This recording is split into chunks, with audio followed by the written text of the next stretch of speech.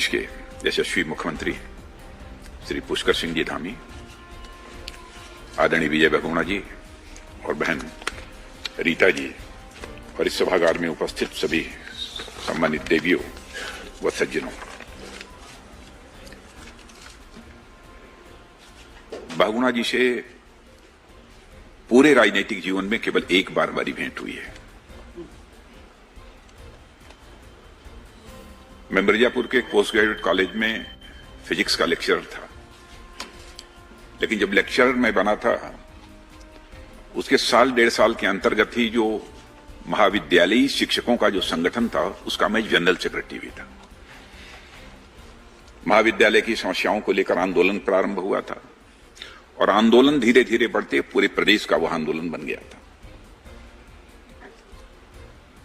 लोगों ने इच्छा व्यक्त की, उस समय मुख्यमंत्री बहुगुणा जी थे, कि एक बार महाविद्यालयी शिक्षकों का डेलीगेशन बहुगुणा जी से मिलना चाहिए। मैंने कहा बिल्कुल चलना चाहिए। संभावना पूरी तरह से धूमिल थी कि उनसे भेंट हो पाएगी, ऐसी कोई संभावना नहीं थी। फिर भी हौसला बुलंद था, जवानी थी, 23 साल 23.5 साल की उम्र थी। मैंने कहा नहीं चलो मिलेंगे क्यों नहीं। मैं आश्चर्यचकित था।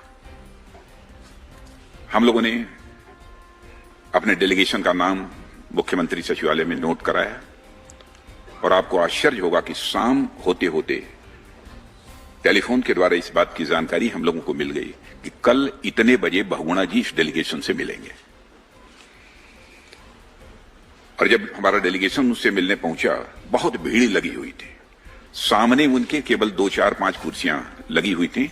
डेलीगेशन के लोगों को उन्होंने कहा कि जो इसमें सीनियर हैं वो बैठ जाएं, जो जरा यंग हैं वो खड़े रहें, क्योंकि कुर्सियां ज्यादा नहीं थी। और बैठकर उनके साथ बातचीत हुई और जिन समस्याओं को लेकर हम उनसे मिले थे, आप सबको आश्चर्य होगा कि उन्होंने तुरंत बुलाकर आदेश दिया था कि इस संबंध में एक रिपोर्ट तैयार करके हमारे पास प्रस्तुत की जाए। और कुछ ही समय के बाद उन्होंने उन सारी समस्याओं का समाधान किया था। एक ऐसा उनका व्यक्तित्व था। और मैं मानता हूं कि भारत में 20वीं शताब्दी की एक सबसे एक कद्दावर एक राजनीतिक वो शख्सियत थे। कुछ मिनटों में उनके बारे में बोल पाना मैं समझता हूं कि बहुत ही मुश्किल काम है। अब मुश्किल इसलिए कि उनका व्यक्तित्व और उनका कर्तृत्व दोनों ही भारत की राजनीति की कॉम्प्लेक्सिटी से गूथा हुआ है, बिधा हुआ है, ऐसा मैं मानता हूं। जब तक उनके व्यक्तित्व के बारे में विस्तार से चर्चा न हो, उनके व्यक्तित्व को समझ पाना मैं समझता हूं कि यह मुश्किल है। रीता जी ने जो यह पुस्तक लिखी है, भारतीय जन चेतना के संवाहक, यह पुस्तक बहुत ही रोचक है और इसके लिए मैं रीता जी को विशेष रूप से अपनी तरफ से हार्दिक बधाई देना चाहता हूं। और आप तभी जानते हैं, संसद में भी इन्हें भाषण देते हुए आपने सुना होगा, हो सकता है कि उत्तराखंड में भी सुना होगा, उत्तर प्रदेश में भी कई बार सुना होगा। यह प्रखर मेधा की धनी है, काल्पनिक क्षमता की भी यह धनी है और साथ ही साथ विषयों को प्रस्तुत करने की एक अद्भुत क्षमता, अद्भुत कला जो है मैंने रीता जी के अंदर देखी है। तो स्वाभाविक है जब इस पुस्तक की लेखिका ऐसी है तो पुस्तक कैसी होगी यह कल्पना कर लीजिए। शायद रीता जी के अलावा और कोई दूसरा व्यक्ति इतनी सटीक और विस्तृत पुस्तक लिखना किसी दूसरे के लिए मैं समझता हूं यह बहुत ही एक कठिन कार्य था, क्योंकि वह उनकी एक बेटी हैं और बेटी के अलावा उनकी राजनीतिक यात्रा को बहुत ही करीब से रीता जी ने देखा है। इसलिए इनसे सटीक और कोई बहुगुणा जी के बारे में और कोई नहीं लिख सकता था। और मैं मानता हूं कि रीता जी की पुस्तक इसलिए भी अहम है क्योंकि वह इस किताब की लेखक होने के साथ साथ इतिहास की, मुझे बतलाया भी विजय बहुगुणा जी ने, वह इतिहास की प्रोफेसर भी रही हैं। और सच्चाई है कि पहले मुझे नहीं मालूम था कि इतिहास की प्रोफेसर भी है। और इतिहास में प्रोफेसर होने के साथ साथ वह राजनीति में भी बहुत ही सक्रिय रही हैं। तो मैं समझता हूं कि इनसे अच्छा बहुगुणा जी के बारे में और कोई दूसरा लेखक नहीं हो सकता था। और मैं यह भी मानता हूं कि वे कांग्रेस में थे, लेकिन सच्चे समाजवादी भी थे और सच्चे राष्ट्रवादी भी थे। कोई उन्हें यह कहना चाहे कि नहीं केवल राष्ट्रवादी थे, केवल समाजवादी थे, तो मैं व्यक्तिगत रूप से जितना उनके बारे में जानता हूं इसे मानने को तैयार नहीं हूं। वो सच्चे समाजवादी भी थे, सच्चे राष्ट्रवादी भी थे। भारत के स्वाधीनता संग्राम में भी उन्होंने हिस्सा लिया था और 1942 का जो आंदोलन था, भारत छोड़ो आंदोलन, अंग्रेजों भारत छोड़ो आंदोलन, उसमें जमकर उन्होंने हिस्सा लिया था।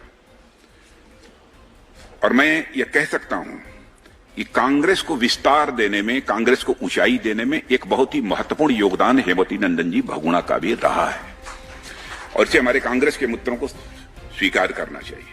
और 1969 में जब कांग्रेस का विभाजन हुआ तो उन्होंने कांग्रेस के पतन को रोकने में, उस समय कांग्रेस लोगों ने मान लिया था कि यह बिल्कुल नीचे जा रही है, उस गिरावट को रोकने में हेमवती नंदन बहुगुणा जी ने बहुत ही अहम भूमिका निभाई थी।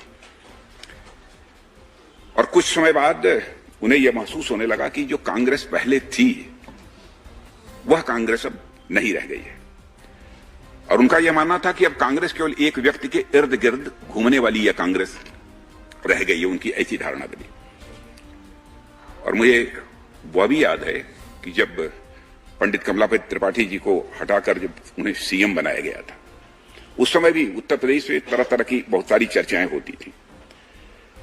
बहुत अभूतपूर्व चुनौती उस समय भी थी, लेकिन 6 महीने के अंदर उन्होंने बखूबी उस संकट का सामना किया और 1974 में फिर से कांग्रेस को सत्ता में लाने का काम यदि किसी ने किया था तो बहुगुणा जी ने किया था।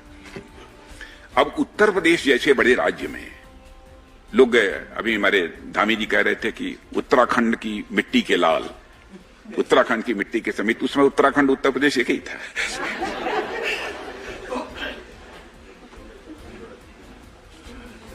बहुत ही बखूबी उन्होंने इस जिम्मेदारी को निभाया और 1974 में कांग्रेस को पुनः सत्ता उन्होंने दिलाई। अब उत्तर प्रदेश में सत्ता में किसी राजनीतिक पार्टी का दोबारा आना कितना कठिन काम है। आप ये समझ सकते हैं कि इस बार यदि सत्ता उत्तर प्रदेश में आई है तो लगभग 3-3.5 दशक के बाद दोबारा आई है। अब उस समय जबकि कांग्रेस की स्थिति कमजोर हो रही थी, उस समय बहुगुणा जी ने दोबारा कांग्रेस को सत्ता में लाने का काम किया था। उनकी इच्छा भी थी, किसानों के भी नेता हैं, मजदूरों के भी नेता हैं, कर्मचारियों के भी नेता हैं, शिक्षकों के भी नेता हैं, जिससे पूछिए सब कहते थे कि हम लोगों के नेता हैं। अब यह बात मेरी जानकारी में कैसे आई, क्योंकि राजनीतिक दृष्टि से मैं उसमें कोई बहुत जागरूक था ऐसा मैं नहीं मानता था। 22-23 वर्ष की उस समय उम्र थी। जानकारी मुझे तब मिली कि जब शिक्षकों का 5वां वेतन आयोग लागू करना था उत्तर प्रदेश में, तो मैं उत्तर प्रदेश का मुख्यमंत्री था,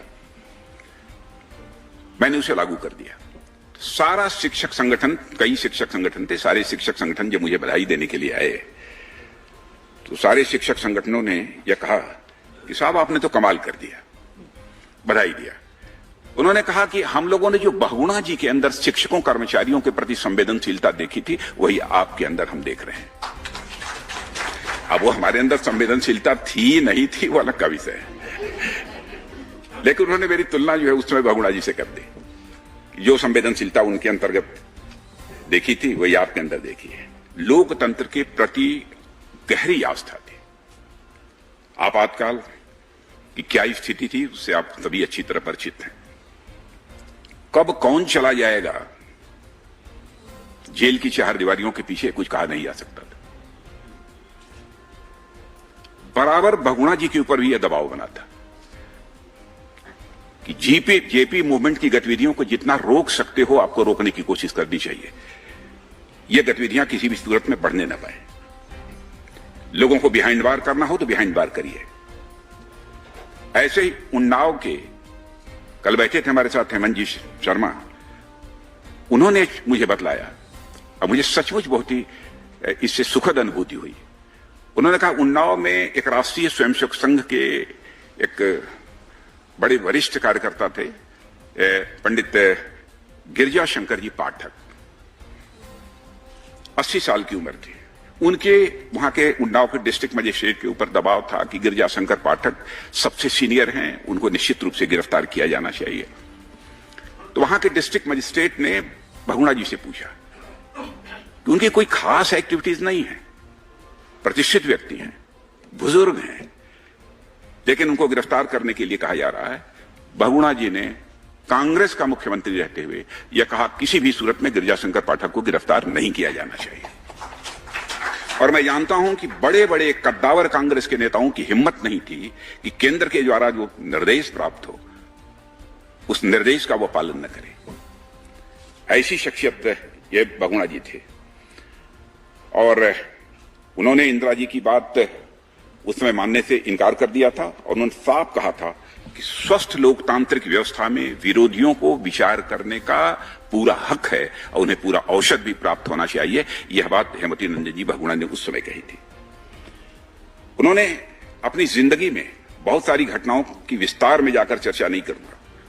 अपनी जिंदगी में सीएम की कुर्सी छोड़ना मंजूर किया, लेकिन लोकतंत्र का गला घोटना यह बहुगुणा जी को मंजूर नहीं था। सबसे बड़ी विशेषता थी।